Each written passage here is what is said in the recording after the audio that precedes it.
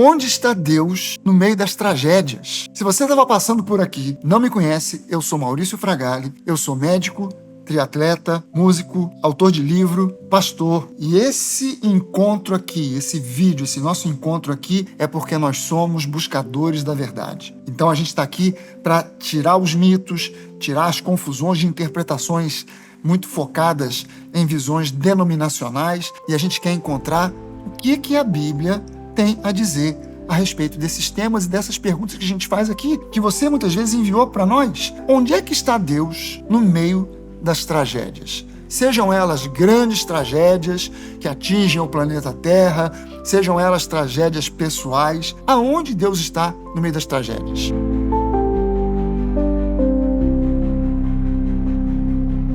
Olha, deixa eu começar te respondendo aqui que Deus é um Deus bom. Deus não é o autor de nenhuma tragédia. Eu me lembro que há anos atrás, quando houve aí um grande tsunami que atingiu várias regiões lá pelos lados do Oriente, houve cidades que foram completamente arrasadas. E eu assistindo algumas reportagens na televisão, alguns documentários e reportagens, eu me lembro de uma determinada cidade que tinha sido completamente arrasada pelas águas do tsunami, e um religioso, uma pessoa representante de uma determinada linha religiosa, ele, diante das câmeras, dizia: o que eu vou dizer para as pessoas agora que Deus mandou essa destruição aqui? O que eu vou dizer para elas? Eu ouvindo aquilo na hora, eu pensei, meu Deus, esse homem perdeu a maior oportunidade da vida dele de falar agora para essas pessoas que foram vítimas dessa grande tragédia, das respostas que Deus teria para a vida de cada uma delas, da reconstrução que Deus poderia fazer, que queria fazer, gostaria de fazer na vida de cada uma delas. Ele perdeu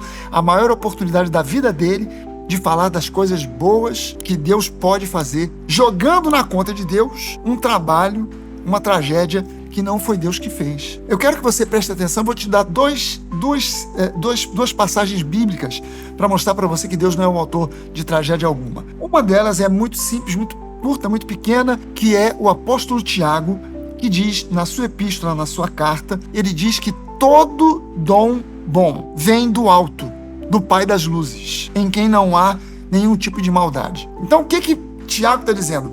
O que Deus tem para dar para nós são coisas boas. Deus não tem maldade para nos dar. Deus é bom e Deus, ele é amor. Ele não tem amor. Deus não tem amor. Deus é amor. Se Deus que é amor, como é que no amor vai existir maldade? No amor não existe maldade. No amor não existe nada de ruim. Quem ama não quer o pior para a pessoa amada. Quem ama não planeja o pior para a pessoa amada, para o alvo do seu amor. Então, Deus não tem coisas ruins para nos enviar. No Antigo Testamento, existe um livro, que é o livro de Jó. E o livro de Jó mostra que o diabo, não Deus, planejou fazer uma tragédia na vida de Jó. Não foi Deus quem propiciou todo o mal que aconteceu na vida de Jó. Foi o diabo. No entanto, Jó, ele afirma, quando você começa a ler o livro de Jó, Jó afirma que Deus foi quem enviou aquele mal sobre ele. Ele imaginava isso, ele pensava isso. Mas quando a gente lê o início do livro, a gente vê Jó dizendo, a gente vê a Bíblia dizendo que quem provocou todo aquele mal, destruição na vida dele foi o diabo. Quando você chega no final do livro de Jó, Jó chega a uma conclusão. Ele diz: eu disse um monte de besteiras. Eu falei que foi Deus que fez, mas agora eu estou entendendo que não foi Deus que fez coisa nenhuma. Eu falei um monte de asneira, os meus olhos estavam ocluídos, cegos, vendados para a verdade, mas agora os meus olhos veem e eu estou entendendo que não foi Deus. E a Bíblia diz que quando Jó entendeu isso, ele começou a orar, inclusive pelos seus amigos, que também estavam acusando Deus de ser o autor de toda aquela tragédia.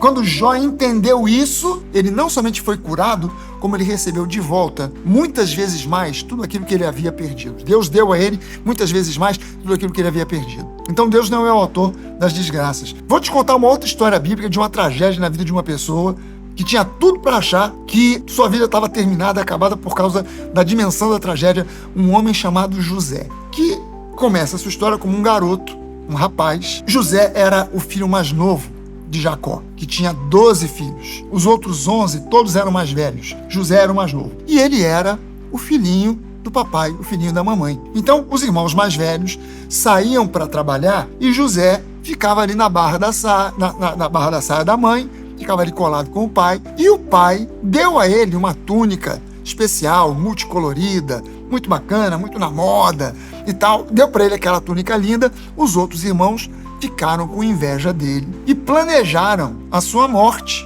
Vamos nos livrar de José. Até porque José, a Bíblia diz que Jacó mandava José como uma espécie de espião para ir lá ver se os irmãos estavam realmente trabalhando, depois voltava para contar o relatório. E os irmãos ficavam brabos com ele por causa dessas histórias todas. E tiveram um dia se livrar de José. E pegaram José, jogaram primeiro numa cisterna vazia, para que ele perecesse ali dentro, mas passando uma caravana de beduínos, eles pensaram, não, vamos pegar José e vamos vender ele para os beduínos, e vai ser vendido como escravo. Fizeram isso. E depois contaram para o pai que José tinha sido atacado por uma fera no campo e tinha morrido. E levaram a túnica de José suja de sangue de um bode, que eles mesmos mataram, e disseram, não, isso aqui é o sangue de José. José morreu. E José foi parar no Egito. Aqueles beduínos vão até o Egito, vendem José como escravo, e a vida de José só foi ladeira abaixo. A vida de José virou uma tragédia. Só foi ladeira abaixo. Ele foi vendido como escravo. Ele que vivia no conforto da casa do pai e da mãe, agora está vivendo como escravo na casa de um oficial de Faraó no Egito, chamado Potifar. E nessa casa, ele foi colocado como administrador e tal, mas a esposa do Potifar se apaixonou por ele, começou a assediá-lo. Ele não quis nada com ela, ela, muito chateada, acusou José de assédio sexual e ele foi preso, foi parar na prisão. Na prisão, tu vê só, a vida do cara tá indo ladeira abaixo. Ele foi pra prisão. Na prisão, ele conheceu o padeiro e o copeiro, que também foram presos. Os dois tiveram um sonho cada um. José interpretou o sonho dos dois, dizendo que um deles iria ser liberto, o outro ia ser condenado à morte. Não deu outra. O que foi liberto voltou para o convívio no palácio de Faraó e esqueceu de José. E ele ainda permaneceu na prisão, a vida do cara só indo ladeira abaixo. Até o dia que o faraó teve um sonho e exigiu que os magos do Egito interpretassem o sonho. Mas não só tinham que interpretar, tinham que adivinhar qual foi o sonho e interpretar o sonho. Ninguém conseguiu fazer isso, e aí esse camarada que foi parceiro de José na prisão, lembrou de José. O faraó, rapaz, eu conheci um garoto na prisão, cara, gente boa, interpretou meu sonho, que eu ia ser liberto, e realmente eu fui. De repente ele pode ajudar você aí, faraó. O faraó manda chamar José. José adivinha o sonho, interpreta o sonho, e ele, de repente, de uma vida de tragédia que estava vindo de ladeira abaixo até o fundo do poço, ele se torna, da noite para o dia, o vice-governador do Egito, estando abaixo apenas de Faraó. Caramba! Sabe por quê? Porque a especialidade do nosso Deus é transformar o mal em bem. Eu te contei toda essa história, que talvez alguns de vocês que estão acompanhando já conheçam, a história de José, para mostrar para você que Deus, a especialidade dele não é causar tragédia, mas é transformar a tragédia em algo positivo, em bem. Deus fez isso na vida de José. José não estava olhando para frente sabendo, olha, lá na frente eu tenho certeza, o jogo vai virar, eu vou me tornar o vice-governador do Egito. Ele não tinha ideia disso, mas ele se manteve calmo e tranquilo, sabendo que Deus é bom. Então, aonde Deus está no meio das tragédias? Ele está bem do seu lado. Ele está bem do seu lado. Talvez ele não esteja tomando uma atitude drástica de forma imediata, mas a Bíblia diz para nós que todas as nossas lágrimas, elas são colhidas num odre, num vaso. Deus não está, nem as suas lágrimas estão sendo desperdiçadas. Deus sabe que você está passando por dias de lágrimas.